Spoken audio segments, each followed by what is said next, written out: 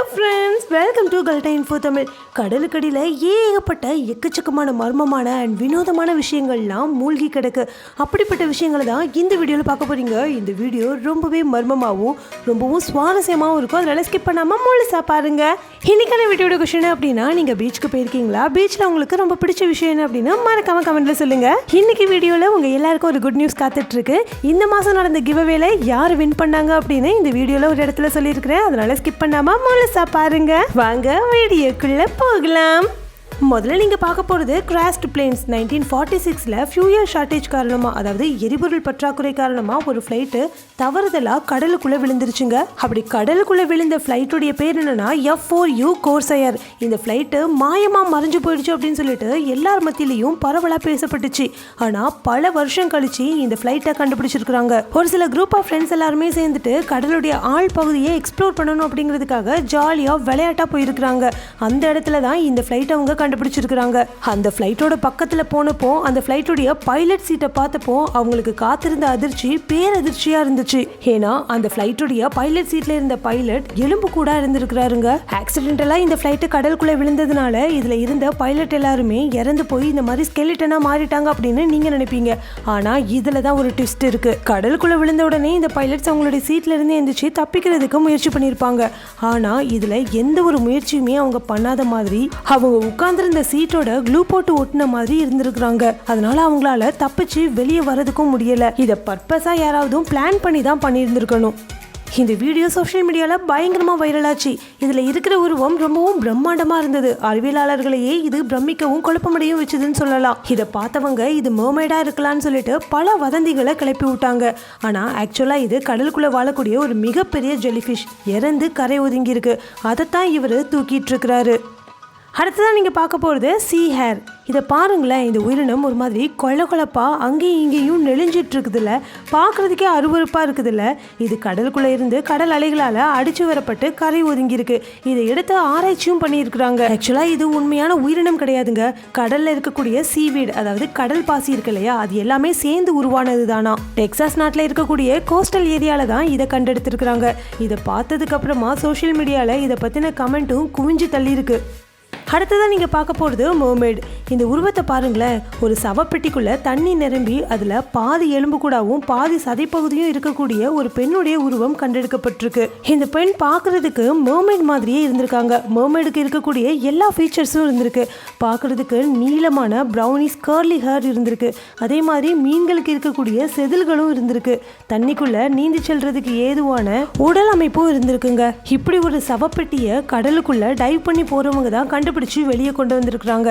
இதை கொண்டு வந்ததுக்கு அப்புறமா இதை சுற்றிலும் ரிப்போர்ட்டர்ஸும் சரி, அங்கே இருக்கிற உள்ளூர் மக்களும் சரி சூழ்ந்துட்டாங்களாம். எல்லாருமே அவங்களுடைய கேமரால போட்டோஸும் வீடியோஸுமா எடுத்திருக்கிறாங்க. இந்த புகைப்படத்தை பார்க்குற நீங்க என்ன நினைக்கிறீங்க? இது உண்மையாவே மர்மெய்டா தான் இருக்குமா, அதாவது கடல் கன்னியா தான் இருக்குமா அப்படின்னு கமெண்ட்ல சொல்லுங்க. அடுத்ததான் நீங்க பார்க்க போறது டால் ஃபவுண்ட். இந்த டாலுக்கும் டைட்டானிக் கப்பலுக்கும் ஒரு தொடர்பு இருக்கு. பனிப்பாறையில மோதி கிட்டத்தட்ட 850 அடி ஆழத்துல மூழ்கி போன விபத்துக்குள்ளான இந்த டைட்டானிக் கப்பலை 74 வருஷம் கழிச்சு கண்டுபிடிச்சாங்க. இந்த விபத்துல உயிர் பிழைச்சவங்களுடைய ஸ்டோரியை கேட்டும் ஒரு சில இமேஜினேஷன் ஸ்டோரியை ஆட் பண்ணியும் டைட்டானிக் அப்படிங்கிற ஹாலிவுட் மூவியையும் எடுத்தாங்க. ஆனா அந்த டைட்டானிக் மூவில சொல்லப்படாத ஒரு உண்மையான விஷயத்த இந்த வீடியோல சொல்ல போறேன். ஒரு நாள் அதிகாலை இருக்கும். அந்த டைம்ல ஃபிஷர்மேனான ஏபல் ஃபெடரிகோ அவருடைய போட்டையும் அவருடைய வலையையும் எடுத்துட்டு கடலுக்குள்ள போயிட்டு மீன் பிடிக்கிறாரு. அவருடைய வலையில இந்த பொம்மையுடைய தலை மட்டும் சிக்கி இருக்கு. இந்த பொம்மையுடைய தலை பார்க்கறதுக்கு அச்சு அசலா மனித குழந்தையுடைய தலை மாதிரியே இருந்திருக்குங்க. பார்க்கவே ரொம்ப மர்மமா இருந்திருக்கு. கொஞ்ச நாள்ல இந்த மீனவரும் இறந்து போறாரு. அவருடைய பையன் இந்த பொம்மைகளை வச்சு ஆராய்ச்சி பண்ற டால் கலெக்டர்ஸ் இருப்பாங்க இல்லையா, அவங்க கிட்ட ஒப்படைக்கிறாரு. டால் கலெக்டரான தெரேசா மார்டின் இது ஒரு போர்சிலின் பீஸ் அப்படின்னு கண்டுபிடிக்கிறாங்க. அதாவது போர்சிலினை சேர்ந்த ஒரு டால் அப்படின்னு கண்டுபிடிக்கிறாங்க. டைட்டானிக் கப்பல் விபத்துல ஒரு குட்டி பொண்ணு மட்டும் உயிர் பிழைச்சதுங்க. அந்த பொண்ணு அதனுடைய எக்ஸ்பீரியன்ஸை ஒரு புக்கா எழுதி இருந்துச்சு. அந்த புக்ல அந்த பொண்ணு என்ன எழுதியிருந்தது அப்படின்னா, நான் ஒரு பொம்மையை எடுத்துட்டு வந்தேன். அந்த பொம்மை என்னுடைய கேபின்லயே விட்டுட்டு வந்துட்டேன். அவசரமா விபத்துனால எல்லாரையுமே வெளியேற்றிட்டு இருந்தாங்க. அந்த கப்பல்ல இருந்து ஒரு சின்ன ஷிப்ல என்ன தப்பிக்க வச்சு வெளியே கொண்டு வந்தாங்க. நான் அந்த பொம்மையை ரொம்ப மிஸ் பண்றேன். என்னுடைய ஃபேவரட் பொம்மை அப்படின்னு சொல்லிட்டு அந்த புக்ல எழுதப்பட்டிருந்துச்சு. அந்த புக்ல அவங்க மென்ஷன் பண்ணியிருந்தா அந்த பொம்மையுடைய பேரும் இவங்களுக்கு கடல்ல இருந்து கிடைச்சது இல்லையா ஒரு பொம்மையுடைய தலை, அதில் இருக்கிற பேரும் ஒரே மாதிரி இருந்திருக்கு. அந்த பொம்மையுடைய தலையில் இருந்தது ஷைனோ ஹாஃப் மேஸ்டர் 1906 அப்படின்னு போட்டிருந்ததுங்க. அடுத்ததான் நீங்கள் பார்க்க போகிறது Christ of the Abyss. Divers மட்டும் இப்படி ஒரு சிலையை கண்டுபிடிக்கல அப்படின்னா யாருமே நம்பியிருக்க மாட்டீங்க. 1965ல் 9 அடி உயரத்தில் இருக்கக்கூடிய ஒரு பிரான்ஸ் ஸ்டாச்சுவை கண்டுபிடிச்சிருக்கிறாங்க. இந்த சிலையை கடல்ல இருந்து 25 அடி ஆழத்தில் வச்சிருக்கிறாங்க. ஃப்ளோரிடாவில் இருக்கக்கூடிய கோஸ்ட் ஆஃப் கீ லார்கோ அப்படிங்கிற கடலுக்கு அடியில் தான் இந்த சிலை இருக்கு. இந்த ஸ்டாச்சுவை கிரைஸ்ட் ஆஃப் அபிஸ் அப்படின்னு சொல்கிறாங்க. ஒரிஜினல் இட்டாலியன் மோல்டால் இந்த ஸ்டாச்சுவை உருவாக்கியிருக்காங்க. அதே மாதிரி coast of Saint George Grenada அப்படிங்கிற இடத்துல 1961ல் இன்னொரு ஸ்டாச்சுவையும் கண்டுபிடிச்சிருக்கிறாங்க. இந்த ஸ்டாச்சு இட்டாலி கொடுத்த கிஃப்ட்னு சொல்கிறாங்க. இந்த இடம் பாப்புலரான அண்டர் வாட்டர் அட்ராக்ஷனாங்க. நிறைய டூரிஸ்டர்ஸ் இந்த இடத்துக்கு ஸ்கூபா டைவ் பண்ணுறதுக்காகவே வராங்க. பவளப்பாறைகளுக்கு மத்தியில் அமைஞ்சிருக்கிற ரொம்பவும் அழகாக காட்சியளிக்கக்கூடிய 8லிருந்து 10 அடி ஆழத்தில் மட்டுமே இருக்கக்கூடிய இந்த சிலை கைகளை விரிச்சு நமக்கு பிளெஸிங்ஸ் கொடுக்குற மாதிரி இருக்குமா. இப்படி கடலுக்குள்ள இருக்கக்கூடிய இந்த ஜீசஸ் கிட்ட பிளெஸிங்ஸ் வாங்குறதுக்காகவே நிறைய பேர் வராங்க. அடுத்ததான் நீங்கள் பார்க்க போகிறது ஹியூமன் ஸ்கெலிட்டன். கடலுக்கு அடியில் இந்த மாதிரி ஏகப்பட்ட ஸ்கெலிட்டன்ஸ் கண்டுபிடிச்சிருக்கிறாங்க. இந்த ஸ்கெலிட்டன்ஸ் எல்லாமே ரொம்பவும் மர்மமாக இந்த கடலுக்குள்ளே இருந்திருக்குங்க. ஒரு ஸ்கெலிட்டன் பார்த்தீங்கன்னா கேஜ்குள்ளே, அதாவது கூண்டுக்குள்ளே இருக்கிற மாதிரியும், இன்னொரு ஸ்கெலிட்டன் சேரில் உட்காந்துருக்கிற மாதிரியும் இருந்திருக்கு. ஒரு ஸ்கெலிட்டன் கூலர்ஸ் போட்ட மாதிரியும் பார்க்கவே ரொம்பவும் வித்தியாசமாகவும் வினோதமாகவும் இருந்திருக்குங்க. இந்த ஸ்கெலிட்டன் மேலே குப்பைகளும் பூஞ்சைகளுமா இருந்திருக்கு. அடுத்ததான் நீங்கள் பார்க்க போகிறது ஆஸ்போர்ன் ரீஃப். இது மனுஷங்களால் உருவாக்கப்பட்ட ஆர்டிஃபிஷியல் ரீஃப்னு சொல்கிறாங்க. அதாவது மனுஷங்களால் உருவாக்கப்படுற ஃப்ரெஷ் வாட்டர் பாண்ட், அப்படி இல்லைனா மெரைன் ஸ்ட்ரக்சர்னு சொல்கிறாங்க. இது எதுக்காக பண்ணுறாங்க அப்படின்னா கடலுக்குள்ளே இருக்கிற உயிரினங்களை அழிஞ்சு போகாமல் காப்பாற்றணும், அதனுடைய வளர்ச்சி ஊக்குவிக்கணும் அப்படின்னு சொல்லிட்டு தான் இந்த மாதிரி ஆர்டிஃபிஷியலா உருவாக்குறாங்க. நேச்சுரலான கடலுக்குள்ள நிறையவே பவளப்பாறைகள் இருக்கும். அதே மாதிரி நேச்சுரலா உருவான கடல் பாசிகள் இருக்கும். அதுக்குள்ள மறைஞ்சிருந்து உயிரினங்கள், மீன்கள்லாம் வாழும். ஆனால் இந்த மாதிரி ஆர்டிஃபிஷியலாக உருவாக்கப்பட்ட இந்த மாதிரியான கடல்களில் உயிரினங்களும் மீன்களும் வாழ்றதுக்காக இந்த மாதிரி ஏகப்பட்ட டயர்ஸை கடலுக்குள்ளே போட்டு வச்சிருக்கிறாங்க. ஆனால் இந்த டயர்ஸ்னால என்விரான்மெண்டல் பாதிப்பு ஏற்படும் அப்படின்னு சொல்லிட்டு அவங்களுக்கு லேட்டராக தான் தெரிய வந்திருக்கு. இந்த கடலுக்கடியில் இருக்கக்கூடிய இந்த பர்டிகுலர் இடத்த ஆர்மியில் இருக்கக்கூடிய எல்லா சோல்ஜர்ஸுக்கும் ட்ரைனிங் கொடுக்கறதுக்காகவே இந்த இடத்த யூஸ் பண்ணியிருக்கிறாங்க. ஏகப்பட்ட டயர்ஸ் இந்த இடத்துல இருக்கிறது மிகப்பெரிய ஆபத்து, என்விரான்மெண்ட்டுக்கும் கேடு அப்படின்னு சொல்லிட்டு 2015ல் சிவிலியன் குரூப் இந்த இடத்துல இருக்கக்கூடிய டயர்ஸை அகற்ற ஆரம்பிச்சிருக்கிறாங்க. 2019ல் 3ல் 1 பங்கு டயர்ஸை அகற்றிட்டாங்க. ஆனால் இப்போவுமே இந்த இடத்துல ஏகப்பட்ட டயர்ஸ் இருக்கு. அடுத்ததான் நீங்கள் பார்க்க போகிறது எல்ட்ரிச் ஹாரர். பொதுவாக கடலுடைய ஆழ் பகுதியில் சூரிய ஒளியே இருக்காதுங்க. அதனால் வெளிச்சமே இருக்காது. அது மட்டும் இல்லாமல் தண்ணியுடைய ப்ரெஷரும் ரொம்ப அதிகமாக இருக்கும். அந்த இடத்துல வாழக்கூடிய உயிரினங்களுடைய உருவம் வித்தியாசமாக இருக்குங்க. நார்மலாக கடலுடைய மேற்பகுதியிலையோ கடலுடைய கொஞ்சம் ஆழ் பகுதியிலையோ வாழ்கிற மீன்கள்லாம் ஒரு ஷேப்பில் இருக்கும். ஆனால் ரொம்ப ரொம்ப ஆழ் பகுதியில் இருக்கக்கூடிய சூரிய ஒளியே படாத இடத்துல இருக்கக்கூடிய உயிரினங்கள் ரொம்ப வித்தியாசமான உருவ அமைப்பில் இருக்கும். அதுக்கு எக்ஸாம்பிள் தான் அக்டோபஸ். சூரிய ஒளியே இல்லாமல் பிளாக்காக இருக்கக்கூடிய இந்த இடத்துல நல்லா பார்க்கணும் அப்படிங்கிறதுக்காக பெரிய கண்கள் இந்த அக்டோபஸ்க்கு இருக்கும். அதே மாதிரி தண்ணியுடைய ப்ரெஷர் ரொம்ப அதிகமாக இருக்கிறதுனால அதை டீல் பண்ணுறதுக்காகவே இதனுடைய உடல் அமைப்பும் ஸ்பாஞ்ச் மாதிரி இருக்கும்.